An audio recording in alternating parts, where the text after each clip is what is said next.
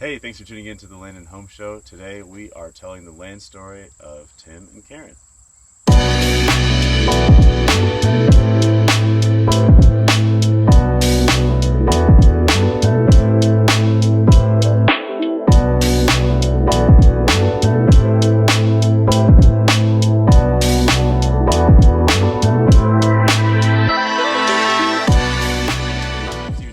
Your land specialist and residential realtor that hopefully you can see. I'm squinting a lot, but I am standing at a past client's property. This is Tim and Karen, and we're in a northern part of Kentucky, Fleming County to be exact, but I won't get any more exact than that, to just check up on them and see what their experience was like, what their experience is, and what their plans are in the future. Thanks for letting me come. Well, thank you. I mean, how many months has it been? We've been here since beginning May. Of June? Yeah, beginning of June. June 1, Okay. I think, right? We We closed. beginning of June. So. Yes. Oh my gosh. Right? I feel like it's been a year. I do too. I do too. Yeah, with the work we've gotten done, it feels like a and year. you have done so much. So before we get into all of the land stuff, just tell. I know what you do, but tell people what you do for a living, just generally speaking. I'm an IT guy. I work a lot with databases, and it's very large databases. A lot of my work is online, so I do a lot of remote work and Gotcha. that type of stuff. So, Very cool. and Karen, I'm a government contractor. government contractor. Work Gotcha. at Wright-Patterson Air Force Base. Ah, right. Because you are both from the Dayton area. correct. Yep. Yep. Gotcha. Yep. And so then, what do you do for fun? Before you bought this, we'll get into this. But what do you do for fun? Well, I do a lot of things. I have a lot of hobbies. I'm Yeah. like hobby rich because I always have to be doing things. So I like working with my hands. So we're continually trying to improve our house and renovating things in there. I also make wine. Oh, what? Yep. I make my own wine right from grapes and everything. I We didn't truck know in the that. grapes. Next time and we'll give you some. we- Oh my gosh. Yep, actually, I have I a had no bottle idea. here, so I'll give you a bottle. But Dry wine. Dry wine. Yep. I like Gotcha. making the dry reds, and I've got a whole wine cellar that I built myself in our house Nice. and everything. And yep, we crush it, destem it, ferment it, age it, and bottle it all in the house. So it's all 100% homemade. We usually You will should truck have in led with this when you grapes. contacted me. Oh, Sorry. You Probably said, hey, should I have. like to hunt. And you didn't So- say, hey, I make booze. But That's awesome. but that's one of the many things I do. And then that you hunt. I hunt, and we've kind of accomplished all those things. And now that our children were older and kind of moving out, we were kind of looking for a new chapter. We've Yeah. always talked about We'll get there. getting What- out and doing things. So this is What do you like to do for fun? Well, I mean, I like to work outside, but I hope so. just the past, just feels like raising our children.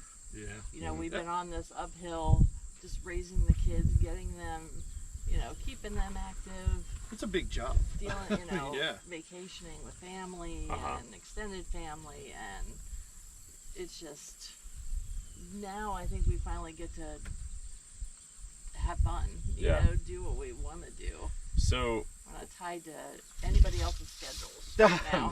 right, imagine that. Yeah. Years of being obligated and Yes. and on someone And else's then all of a clock. sudden it just, now it's our time. So when you talk about where we're standing and like this dream of being landowners, explain to me where that dream came from and why you felt so led to do it. I mean, it's a big undertaking. We're standing here on 75 acres, folks, and when you reached out, you're like, this is what we want. And I'm always curious, well, why? What made this so attractive to you? Well, I mean, I grew up in central Pennsylvania. I'm, used to being around, being out in the land, dealing with farmers and growing up that way. Mm-hmm. So for us to do it, it just felt natural to do that. Yeah. He's a hunter, so Yeah, I just love to he be just loves to outdoors. be out, Yeah. My fishing, yeah. hunting. I grew up 100% in the suburbs. Yeah. So I would, and to get out and hunt, and then it was a problem with, hunting public land is okay, but it always seems that there's a challenge to that sometimes. Mm-hmm. I did end up with some friends to get some private land to hunt, but then it was like, well, I'm still using somebody else's property, so I can only do certain things, Sure. And we kind of kind of came to the conclusion that it would be nice to get out, have some of our own property that we could go and we could work on and mold and shape the way we want, and I could be able to hunt, and we could just do all kinds of things with. And I think the biggest thing is we'd like to eventually get this to a point where we can leave this as kind of a legacy to our girls if they feel that they want it, when they go, or when we go. So it's just kind of it's been a dream. I've been talking about this for probably 10 years. Yeah. I think I've talked to her 5 years about buying a tractor, and now we finally got you got your tractor coming soon. So, right. Yeah, you're right. absolutely gonna need one. So so it's just been a long time. I mean, her growing up in a small town and being more rural, and then my enjoyment of liking to get outdoors and have the freedom to kind of do what I want on the property, by it being our own, has really kind of driven this dream for us. Now I gotta ask, why Kentucky?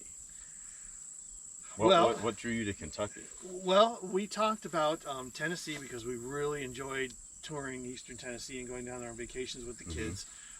I grew up in Western New York, and she grew up in Central PA, so we were used to hills, and we wanted to be somewhere where there are hills, but both of those were very cost prohibitive these days. As far as we're not overly rich people, I guess. We're not. It's not like we've got a bunch of disposable income, so we wanted to be in an area that was affordable, and it just seemed like everywhere we looked at, even in Ohio, land prices were just astronomical compared to Kentucky. And especially where you live, I mean, you're so close to a proper city. Cincinnati is a huge area. I mean, I know you live closer maybe to the Dayton side, but they're only that a little corridor, smidge away. Yeah, that whole corridor is might as well be the same massive little region. And even southern Ohio, the border is expensive. And you got your hunting land down there. Totally, and then you've got a lot of cropland down there too that is highly valuable. That's right. Yeah. Kentucky was the most inexpensive land prices. Well, and we've been through Kentucky traveling a number of times too, and I'm just always amazed. You come down, you cross the river,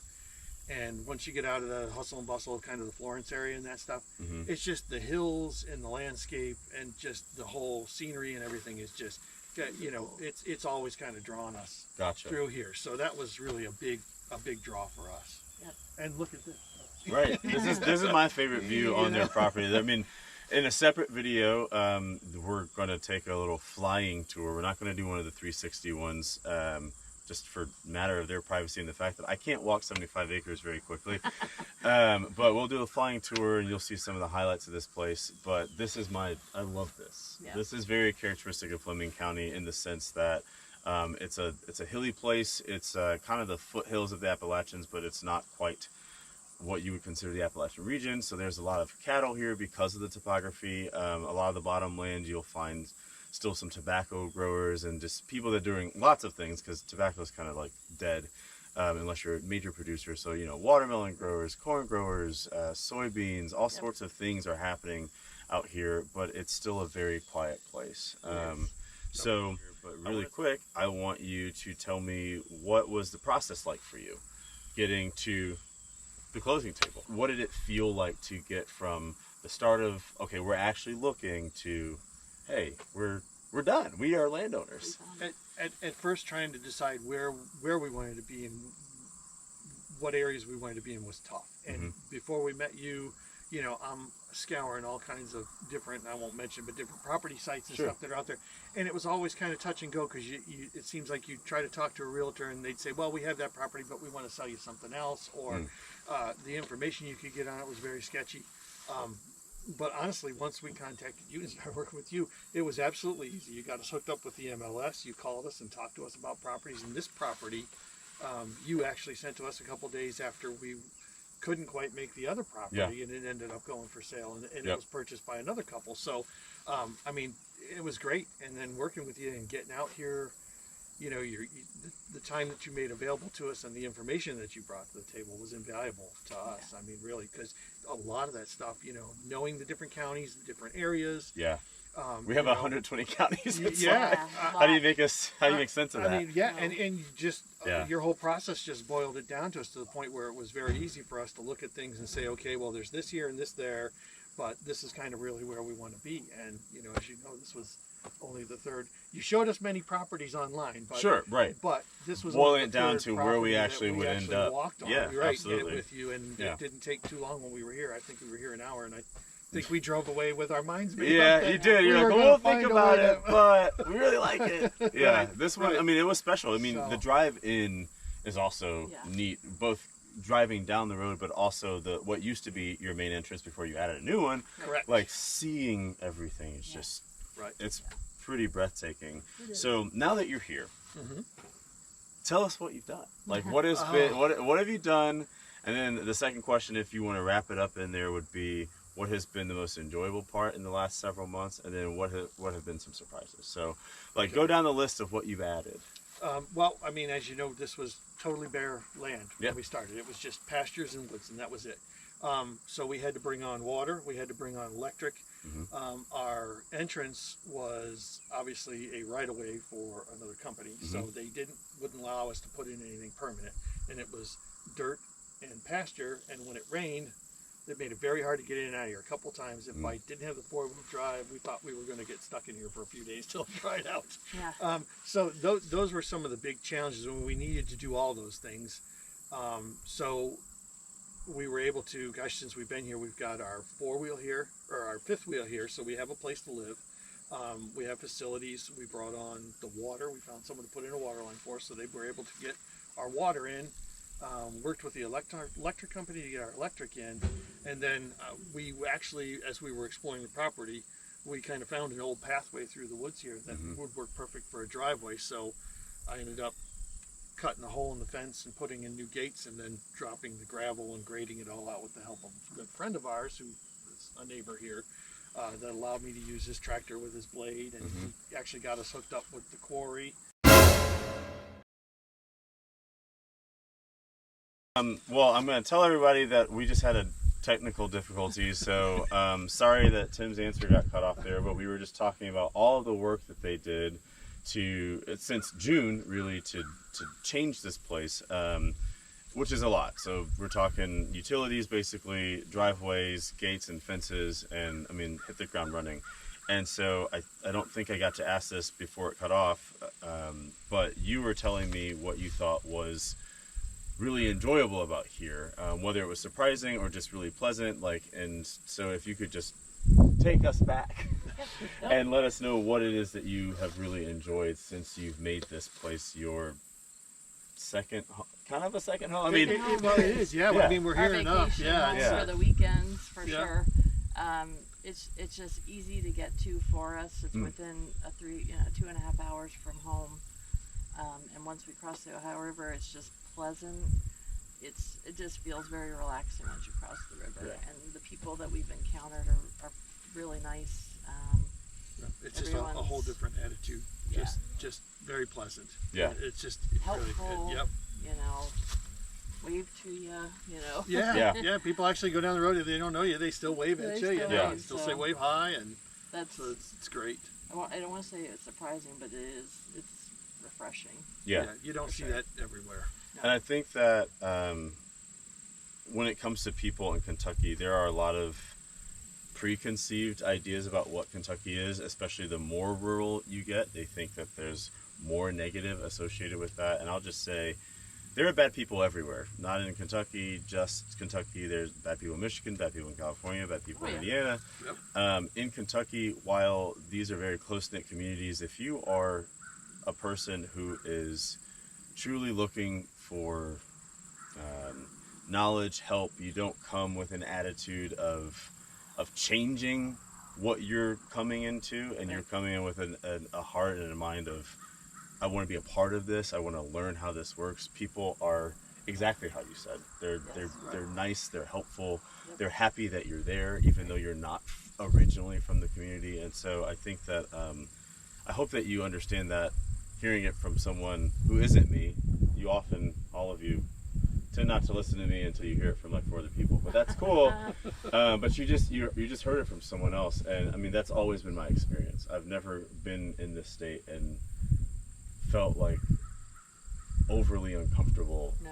because I'm not from a certain place. Right. I mean, people will know that you're not. They're like, oh, we haven't seen that car before. You're not from here. They know They, right they away. know right away know that you're right not away. from here, Yeah. but just because they're saying that you're not from here doesn't mean that they don't want you here. Right. Right. That's all going to be dependent on your attitude and how you act. But as long as you're, pretty humble Your person. intentions are good. If your intentions are good, then Yes. people are very kind here. Correct. What's been the most surprising thing? That's the last question. Or the most challenging thing is really what I'm getting at. Like something you weren't expecting to be kind of hard, or multiple experiences tied together. You're just like, oh man, that was tough. A lot of the work around the property pretty hard. No, a little more than what I expected. And some of it, I mean, it's all doable. But yeah, I mean, I kind of forgot, using a shovel or like putting in the culvert down there, and then trying to get the gravel in there and getting it all leveled out and keeping everything and just getting around the property and stuff. I'm not as young as I used to. I know the first property we looked at, I thought it was a 20-year-old billy goat, and we were halfway up the hill, and I'm just like, yep, nope, not gonna work. Southeastern Kentucky, just that up and down is not for me. Yeah. And we kind of settled on this, but I mean, there really hasn't been anything out here that's really shocked us. I mean, as far as how it goes, it's just been a very pleasant experience for us. And, like you said, everybody's been very nice. And we kind of did come in with the attitude that we're not trying to change everything. We want to come in and be a part of this community. Yeah. We want to learn how things are done and how the right way to keep our property and how people are doing it around here. And, and it's just been it's been terrific. Have you been at all surprised, without, like, I'm certainly not asking you like for a dollar amount, but has anything been more expensive or less expensive than you thought it would be when it came to the parts of your property that you have developed so far? Some of it. Some of it?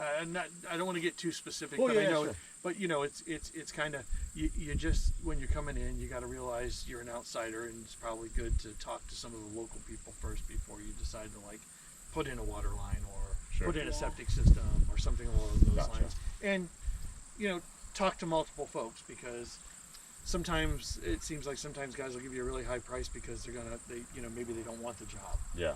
Because they're busy with other things and stuff like that. But you can always find a good price and really just get to know the locals. Yeah.